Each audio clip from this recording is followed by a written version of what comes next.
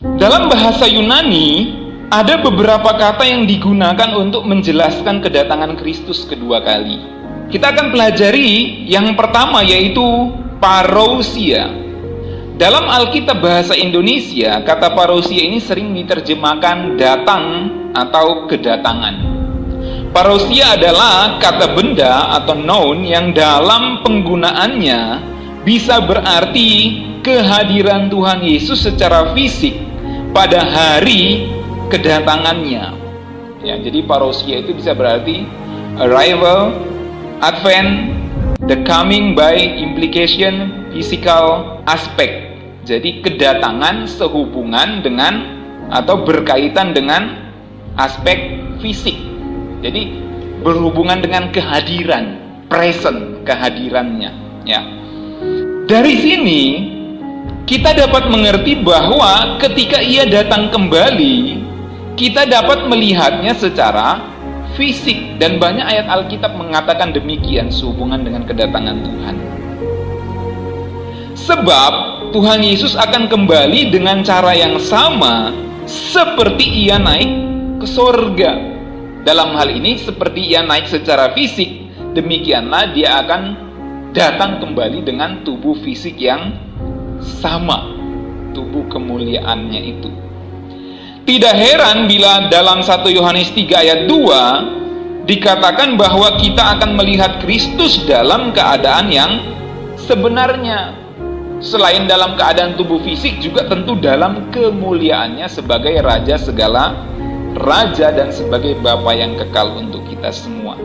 Nah, ayat-ayat soal parousia saudara bisa lihat Matius 24 ayat 3, 27, 37, 39, 1 Korintus 15 ayat 23 dan seterusnya. Jadi itulah parousia, berhubungan dengan kehadiran Tuhan Yesus secara fisik pada hari kedatangan yang kedua kali nanti. Sehingga kita tahu dan kita melihat ini pribadi yang kita percayai selama ini. Yang kita percaya walau tidak lihat saat ini, nanti kita lihat saat kedatangannya yang kedua kali. Oleh sebab itu, janganlah kita melepaskan kepercayaan kita karena besar upaya yang menantinya. Sebab sedikit, bahkan sangat sedikit waktu lagi, Tuhan Yesus akan datang. Ia akan segera datang, dan ia tidak akan menunda-nunda kedatangannya. Maranatha, datanglah ya Tuhan Yesus. Amin. Kolose 3 ayat 23-24 mengatakan, apapun juga yang kamu perbuat, perbuatlah dengan segenap hatimu seperti untuk Tuhan dan bukan untuk manusia. Kamu tahu bahwa dari Tuhanlah kamu akan menerima bagian yang ditentukan bagimu sebagai upah. Kristus adalah Tuhan dan kamu hambanya. Dan sebagai hambanya, kita harus melaksanakan perintah Tuhan kita. Tuhan kita memerintahkan kita mengerjakan keselamatan dengan takut dan gentar. Inilah yang disebut berjaga-jaga. Sebab kita tidak tahu kapan Tuhan kita datang. Jangan sampai kita didapatinya sedang tidur atau sedang tidak mengerjakan keselamatan kita. Hanya dengan tekun mengerjakan keselamatan, kita akan tahan berdiri di hadapan Tuhan saat kedatangannya yang kedua kali nanti. Nah, bagaimana kita bisa terus terjaga? Bagaimana kita bisa terus mengerjakan keselamatan kita dengan takut dan gentar? Maka kuncinya kita harus senantiasa menanti dan merindukan kedatangannya. Kita harus mengerjakan segala sesuatu seolah-olah Tuhan kita datang hari ini, atau paling tidak seolah-olah Tuhan kita datang besok. Harus dibereskan segala sesuatunya. Amin. Sama dengan memberitakan Injil, seolah-olah Tuhan Yesus akan datang hari ini, dan hari ini kesempatanku terakhir memberitakan Injil. Jadi kita harus siap sedia. Amin, saudara. Kalau kita tidak menanti dan merindukan kedatangannya, kita nggak bisa terus terjaga. Nah, dalam menanti dan merindukan kedatangannya, kita harus bersabar.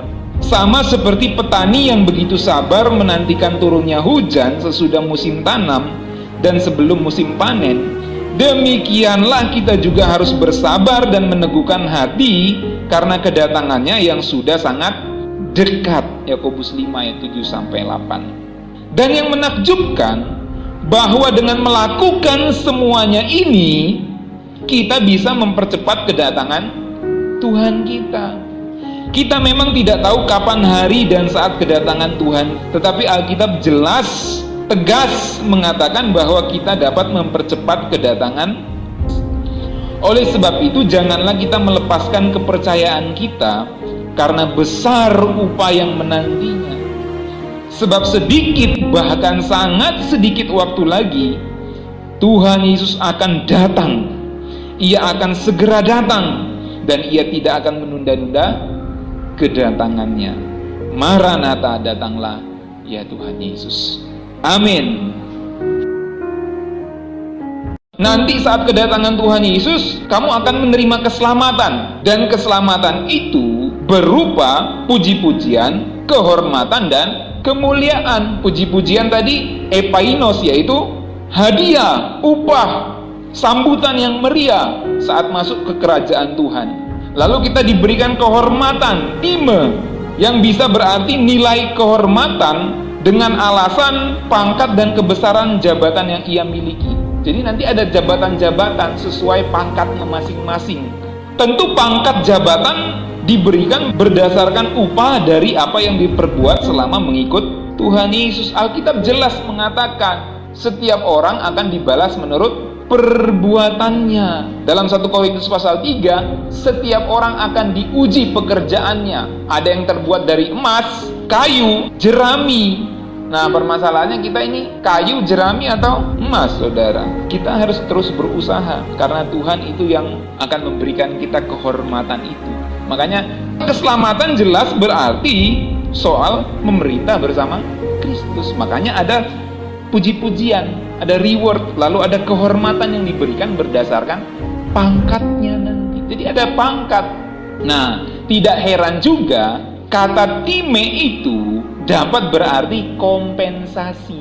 Kompensasi itu artinya ganti rugi yang dibayar untuk menghormati karya orang lain.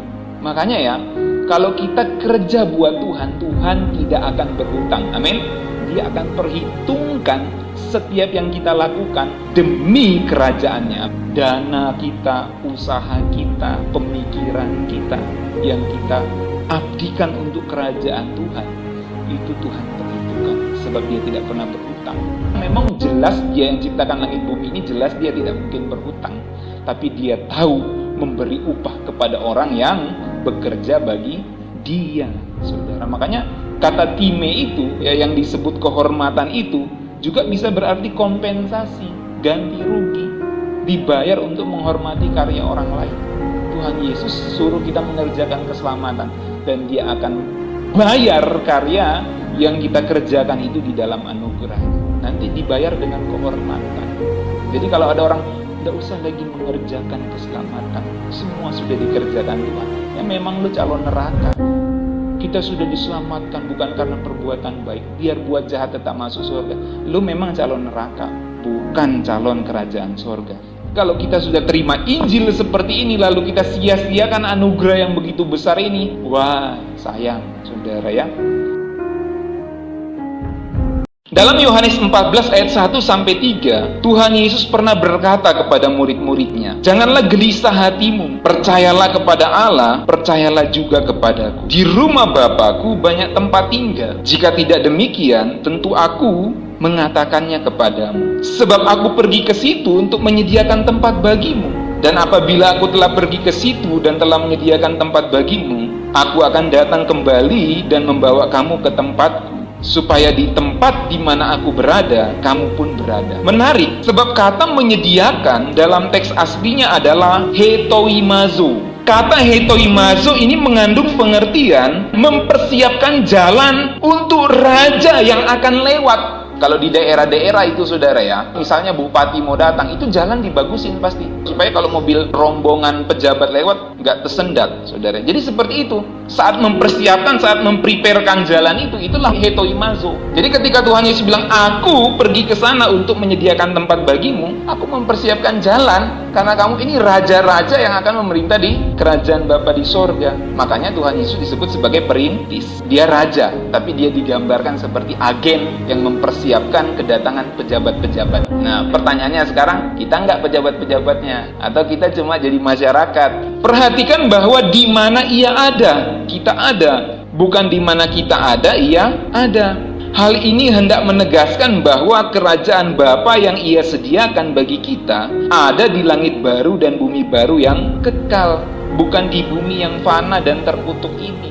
Hal ini juga hendak menegaskan bahwa dunia ini bukan tempat kita yang sesungguhnya. Habitat atau tempat tinggal kita sesungguhnya ada di suatu tempat di belakang langit biru ini, yaitu tempat di mana Kristus telah naik dan ada di sana. Selama di dunia ini kita hanya menumpang. Sesungguhnya kita adalah warga negara sorga. Dari situlah juga Tuhan Yesus akan datang.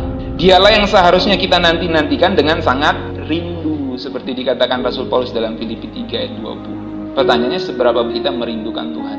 2 Petrus 3 ayat 9-13 jelas mencatat bahwa pada hari Tuhan langit akan binasa dalam api dan unsur-unsur dunia akan hancur karena nyalanya. Tetapi sesuai dengan janjinya, kita menantikan langit yang baru dan bumi yang baru di mana terdapat kebenaran. Bumi ini akan hancur, tetapi sesuai dengan janjinya. Saya sudah cek bahasa aslinya, benar-benar janji. Janjinya yaitu menyediakan langit baru dan bumi baru bagi kita. Benar-benar langit dan bumi ini akan dimusnahkan. Oleh sebab itu rindukan janjinya yang satu ini. Janji yang sering dilupakan, yaitu janjinya tentang langit baru dan bumi baru. Kebangkitan Kristus memberi pengharapan orang percaya hidup bersama Kristus selama-lamanya di kehidupan selanjutnya di kerajaan sorga. Tidak heran 1 Korintus 15 ayat 19 mengatakan, jika kita hanya dalam hidup ini saja menaruh pengharapan pada Kristus, maka kita adalah orang-orang yang paling malang dari segala manusia. Saudara bayangkan ya, kalau orang Kristen sekarang tuh punya pengharapan hidup bersama Kristus di bumi ini aja, itu orang paling malang di dunia. Alkitab yang ngomong paling malang di dunia. Jadi orientasi kekristenan yang benar adalah berorientasi pada kehidupan dunia akan datang, melihat yang tidak kelihatan, memikirkan perkara yang di atas di mana Kristus ada. 1